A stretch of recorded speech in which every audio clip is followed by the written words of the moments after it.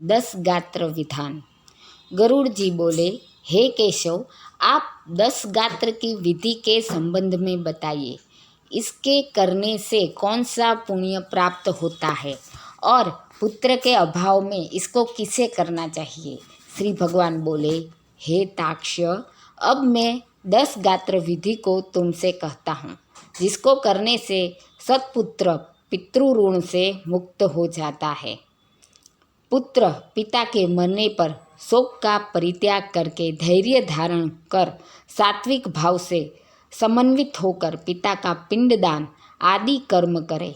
उसे अश्रुपात नहीं करना चाहिए, क्योंकि बांधवों के द्वारा किए गए अश्रुपात और श्लेष्मपात को विवश होकर पिता रूपी प्रेत पान करता है। इसलिए इस समय निरर्थक शोक करके रोना नहीं चाहिए।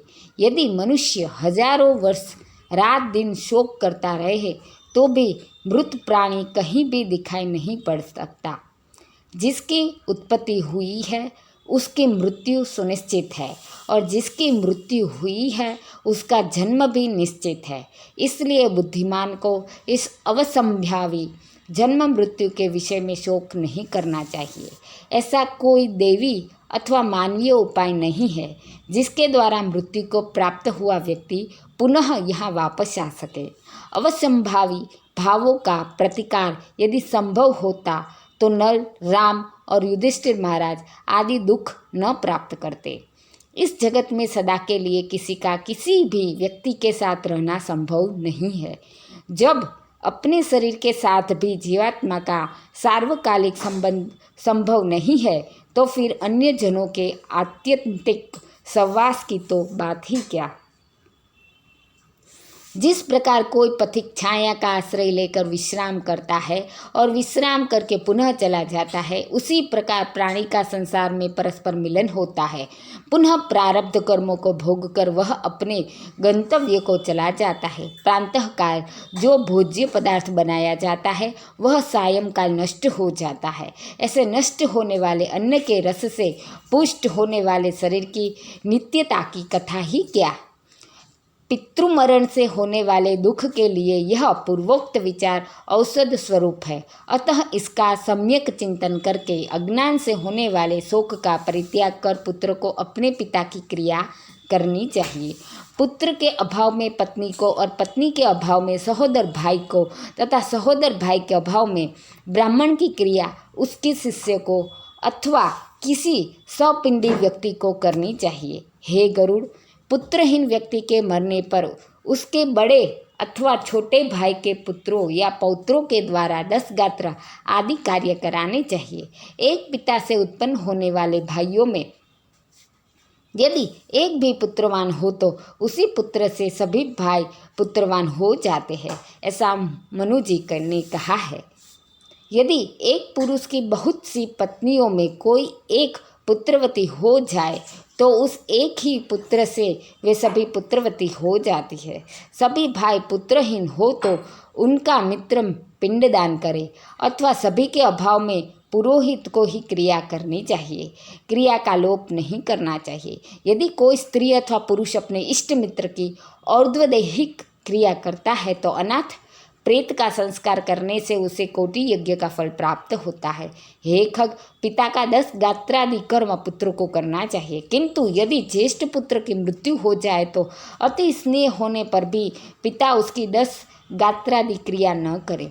बहुत से पुत्रों के रहने पर भी 10 गात्र सपिंडन तथा अन्य 16 श्राद्ध एक ही पुत्र को करना चाहिए। पैतृक संपत्ति का बंटवारा हो जाने पर भी 10 गात्र सपिंडन और 16 श्राद्ध एक को ही करना चाहिए, किंतु सांवत्सरिक आदि श्राद्धों को विभक्त पुत्र पृथक पृथक करे। इसलिए ज्येष्ठ पुत्र को एक समय भोजन, भूमि पर शयन तथा ब्रह्मचर्य धारण करके पवित्र होकर भक्तिभाव से 10 गात्र और श्राद्ध विधान करने चाहिए। पृथ्वी की 7 बार परिक्रमा करने से जो फल प्राप्त होता है वही फल पिता माता की क्रिया करके पुत्र प्राप्त करता है। 10 गात्र से लेकर वार्षिक श्राद्ध पर्यंत पिता की श्राद्ध क्रिया करने वाला पुत्र गया श्राद्ध का फल प्राप्त करता है। कूप, तालाब, बगीचा, तीर्थ अथवा देवालय के प्रांगण में जाकर मध्यमयाम मध्याह्न काल में बिना मंत्र के स्नान करना चाहिए। पवित्र होकर वृक्ष के मूल में दक्षिणाभिमुख होकर वेदी बनाकर उसे गोबर से लीपे।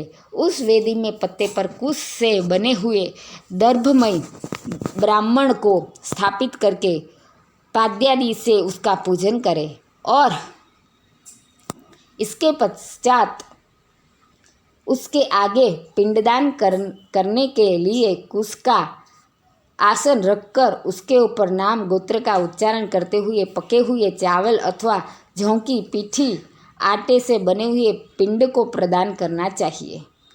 उशीर, खस, चंदन और भंगरैया का पुष्प निवेदित करे। धूप, दीप, नैवेद्य, मुखवास, तांबुल, पान तथा दक्षिणा समर्पित करे।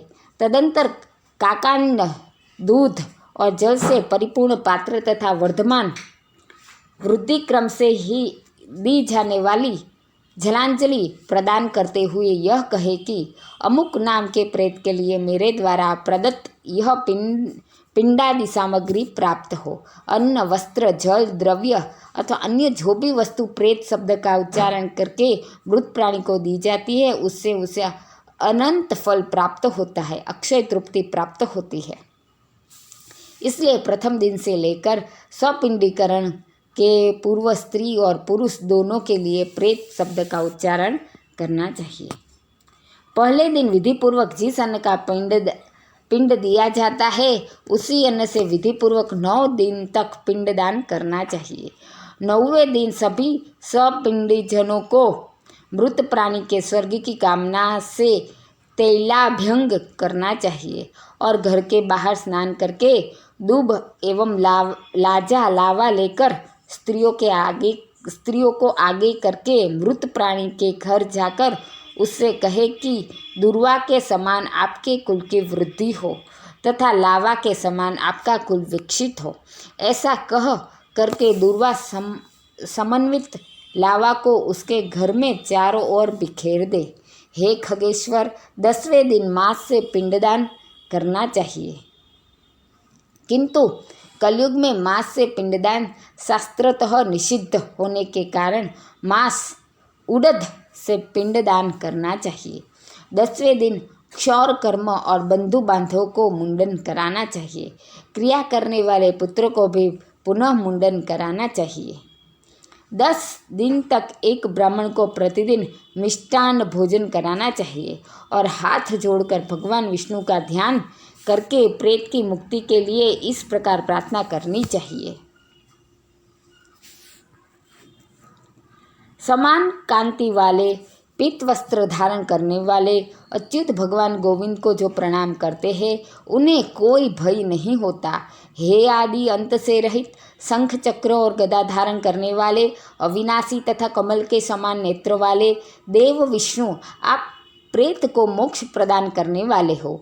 इस प्रकार प्रतिदिन श्राद्ध के अंत में यह प्रार्थना मंत्र पढ़ना चाहिए।